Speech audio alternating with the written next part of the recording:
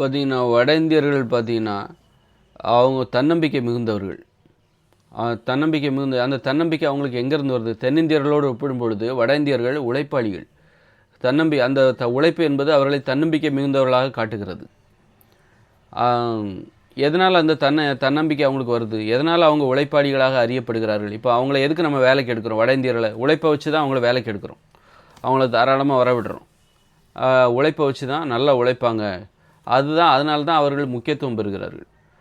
அப்படின்னா ஏன் அவங்க உழைக்கிறாங்கன்னா, அவங்க வாழுகிற பகுதி கடும் குளிர் நிறைந்த பகுதி. வட இந்தியா பார்த்திங்கன்னா வருடத்தின் பெரும்பாலான நாட்கள் ரொம்ப குளிராகவே இருக்கும்.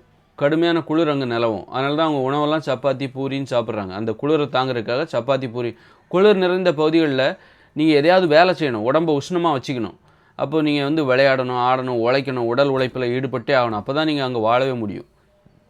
ரொம்ப குளிர் இருந்துச்சுன்னு வைங்களேன், இங்கேயே மார்கழி மாதம் வந்துச்சுன்னா உடனே என்ன பண்ணுவாங்க? ஐயப்பன் கோயிலுக்கு போவாங்க, காலையில் எந்திப்பாங்க. இதெல்லாம் என்ன தெரியுமா? குளிரில் நடுங்குறாங்கன்னு அர்த்தம். குளிர் ஏற்படுத்துகிற நடுக்கம் தான் இவங்க ஐயப்பன் கோயிலுக்கு போகிறது, சபரிமலைக்கு போகிறது. பக்தி பார்த்திங்கன்னா குளிர்காலங்களில் அதிகமாக இருக்கும். தமிழ்நாட்டில் தென்னிந்தியர்களிடம் குளிர்காலங்களில் ரொம்ப அதிகமாக இருக்கும். காரணம் என்னென்னா, குளிரில் இவங்க நடுங்குறாங்கன்னு அர்த்தம். குளிர் இவர்களை நடுங்க வைக்கிறது, குளிர் இவர்களை அச்சுறுத்துகிறது. அதனால் என்ன பண்ணால் குளிரில் சோம்பேறியாக இருக்க முடியாது. அதனால் குளிர்காலங்களில் இவங்களுக்கு ரொம்ப பக்தி அதிகமாகும். காலையில் எந்திப்பாங்க, பரபரப்பாக இருப்பாங்க. குளிர்காலங்களில் கோடை காலம் வந்துச்சுன்னா சோம்பேறி ஆகிடுவாங்க. கோடை காலத்தில் பக்தி ரொம்ப குறைவாக இருக்கும். அப்போது இந்த குளிர்காலம் இதை விட கடுமையான குளிர் நிலவுகிற வட இந்தியாவில் அந்த மக்கள் எப்படி இருப்பாங்க பாருங்கள். மார்கழி மாதத்துக்கே நாம் ரொம்ப சுறுசுறுப்பாக இருக்கிறோம்.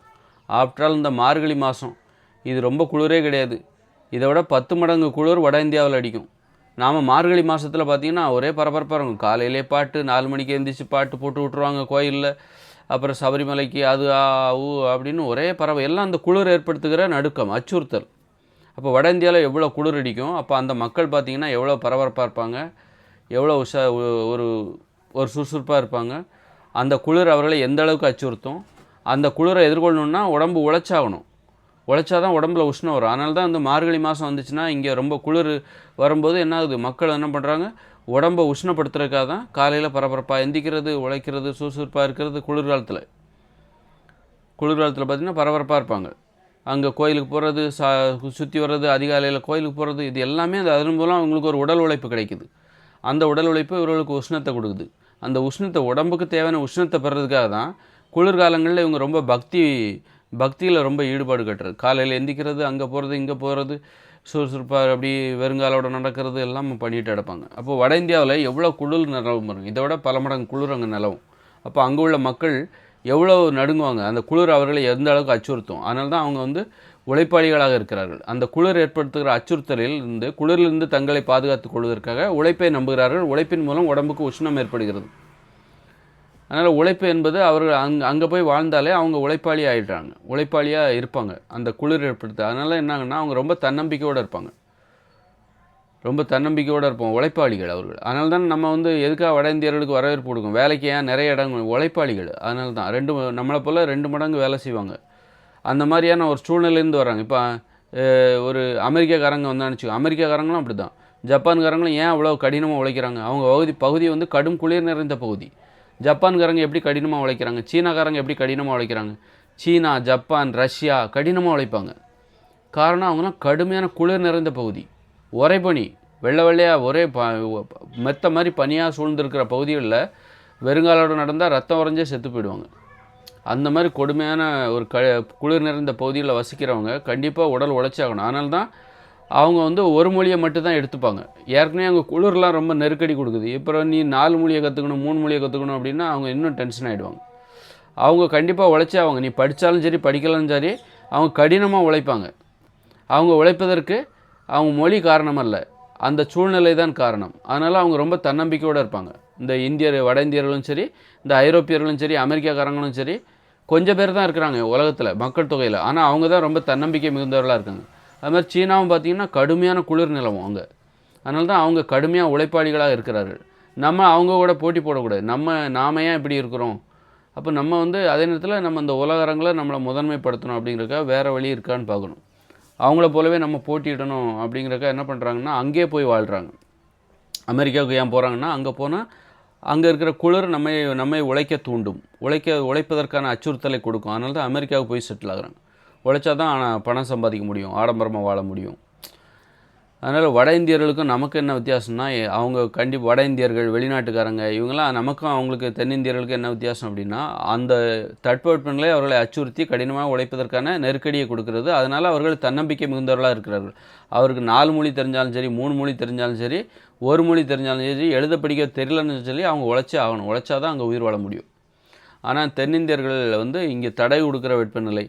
அதனால் இப்போ வட இந்திய தடை கொடுக்குற வெப்பநிலை தென்னிந்தியாவில் நிலவுகிறது. நம்ம சோம்பேறி ஆக்கிடும், ரொம்ப சுகமாக இருக்கும். இங்கே எதுவுமே நம்மளை அச்சுறுத்தாது. குளிரும் சரி வெயிலும் சரி நம்மளை அச்சுறுத்தாது. மழை கூட நம்மளை அச்சுறுத்தாது. அதனால் நம்ம கொஞ்சம் சோம்பேறித்தனமாக தான் இருப்போம். அதனால் இப்போ வட இந்தியர்கள் ஏன் அவங்க ஒரு மொழியை தான் ஏற்றுப்பாங்க, அவங்களால 2 மொழியெல்லாம் ஏற்றுக்க முடியாது. ஏன்னா அவ்வளோ குளிரில் இருக்காங்க. அப்படி இருக்கும்போது நீ ஆங்கிலத்தை கற்றுக்கோ, தமிழை கற்றுக்கோ அப்படின்னா அவங்க ஏற்றுக்க மாட்டாங்க. ஏற்கனவே கடுமையாக குளிரில் நான் அவஸ்தைப்பட்டுக்கிட்டு இருக்கேன், நீ பார்த்து 2-3 மொழியெல்லாம் கற்றுக் கொடுக்காத, ஒரு மொழி எனக்கு போதும் போறியா அப்படின்னு சொல்லிட்டு அவன் ரொம்ப தன்னம்பிக்கையாக இருப்பான் உழைக்கிறதுக்கு அவனுக்கு. ஆனால் நம்ம கொஞ்சம் சோம்பேறித்தனமாக இருப்போம், நமக்கு தன்னம்பிக்கை குறைவு. அதனால் முன்னேறணும் அப்படின்னா நம்ம என்ன பண்ணணும், 2-3 மொழி தேவை. இப்போ பார்த்திங்கன்னா இந்த வட இந்தியர்கள் ரொம்ப தன்னம்பிக்கை மிகுந்தவர்களாக இருக்கிறதுனால தான் படிப்பறிவு குறைவாக இருந்தால் கூட இந்திய அரசியலில் ஆதிக்கம் செலுத்துகிறாங்க பாருங்கள். இந்திய அரசியலில் வட இந்தியர்கள் ஆதிக்கம் செலுத்துவதற்கு காரணம் அவர்கள் படிப்பறிவு குறைதான்ப்பா. அப்படின்னாலும் அவங்க ஏன் ஆதிக்கம் செலுத்துகிறாங்க, வன்முறை உணர்ச்சி அதிகமாக இருக்குது, தன்னம்பிக்கை மிகுந்தவர்களாக இருக்கிறார்கள். நாம் மென்மையானவர்கள், தென்னிந்தியர்கள் மென்மையானவர்கள். அந்த அரசியலில் அந்த அதிகாரத்தை பிடிக்கிற அந்த போட்டியில் வட இந்தியர்களோடு நம்மளால் போட்டி போட முடியாது. போட்டி போட்டு நம்மளால் அதை பிடிக்க முடியாது. வட இந்திய அரசியலில் அவங்களுக்கு ஒரு ஆதிக்கம் இருக்குல்ல, ரொம்ப வன்முறையாளர்களாக இருக்காங்க, தன்னம்பிக்கை மிகுந்தவர்களாக இருக்கிறார்கள். ஆனால் அவர்களுக்கு கல்வி தகுதி இல்லை என்பது தான் ஒரு குறைபாடு. கல்வி மட்டும் தென்னிந்தியர்கள் கிடைக்கிற மாதிரி கிடச்சிருந்துன்னா அவங்க ரொம்பவும் தென்னிந்தியர்கள்லாம் அவங்கக்கிட்டே நிற்க முடியாது. இன்றைக்கி கூட வட இந்தியர்கள் எதனால் ஆதிக்கம் செலுத்துகிறாங்க பாருங்கள். அவங்களுக்கு எழுத படிக்க தெரியாது, படிப்பறிவு கம்மி தான், ஆனால் உழைப்பால் ஆதிக்கம் செலுத்துகிறாங்க. உழைப்பு, வட இந்தியர்களுக்கான பெருமையே உழைப்பு தான். ஆனால் அவங்க நிறைய மூட நம்பிக்கை இருக்கலாம், படிப்பறிவு குறைவாக இருக்கலாம், ஆனால் உழைப்பால் தன்னை நிலைநிறுத்துகிறார்கள். எழுத படிக்க கூட தெரியாது பெரும்பாலான வட இந்தியர்களுக்கு, ஆனால் தங்களுடைய உழைப்பால் தன்னை நிலைநிறுத்துகிறார்கள், தனது ஆதிக்கத்தை தக்க வைத்துக் கொள்கிறார்கள். இன்றைக்கி இந்திய அரசியலில் வட இந்தியர்களில் ஆதிக்கம் அதிகமாக இருக்குது. அப்படின்னா என்ன காரணம், அவங்களுக்கு எழுத படிக்க தெரியல. தென்னிந்தியர்கள் நல்லா எழுத படிக்க தெரியும், இப்போ 2-3 மொழி தெரியும், ஆனாலும் பாருங்கள் அவங்களால இந்திய அரசியலில் ஆதிக்கம் செலுத்த முடியவில்லை. இப்போது நீ என்ன தான் டாக்டருக்கு படிச்சிருந்தாலும் ஒரு ரவுடி உன் கையில் கத்தியை காட்டினா நீ பயந்து ரவுடி முன்னாடி சொன்னதை கேட்பல, அது மாதிரி தான் அது. அதுபோல் தான் வட இந்தியர்கள் படிக்கலைன்னாலும் அவன் தன்னுடைய உழைப்பால், வன்முறை உணர்ச்சியால் அதிகாரத்தை கைப்பற்றி அதிகாரத்தில் ஒரு ஆதிக்கம் செலுத்துகிற ஒரு நடைமுறை இங்கு ஏற்படுகிறது. தென்னிந்தியர்கள் மென்மையானவர்கள், அந்த வன்முறையாளர்களோடு மோத முடியவில்லை. ஒருவேளை இந்த அதிகாரத்தை தென்னிந்தியர்கள் கைப்பற்றும் போது அப்போ இந்திய அரசியலில் மாற்றம் ஏற்படும். இந்திய அரசியல் வட இந்தியர்கள் எப்பொழுது கல்வி கற்பார்கள், முன்னேறுவார்கள் அப்படின்னா தென்னிந்தியர்கள் இந்த இந்திய அரசியலை ஆதிக்கம் கைப்பற்ற வேண்டும். மத்தியில் ஆளுகிற அந்த ஆட்சியை தென்னிந்தியர்கள் கைப்பற்ற வேண்டும், குறிப்பாக தமிழர்கள் கைப்பற்ற வேண்டும். அப்போ இந்தியாவில் ஏதாவது மாற்றம் ஏற்படுவதற்கு வாய்ப்பு இருக்குது.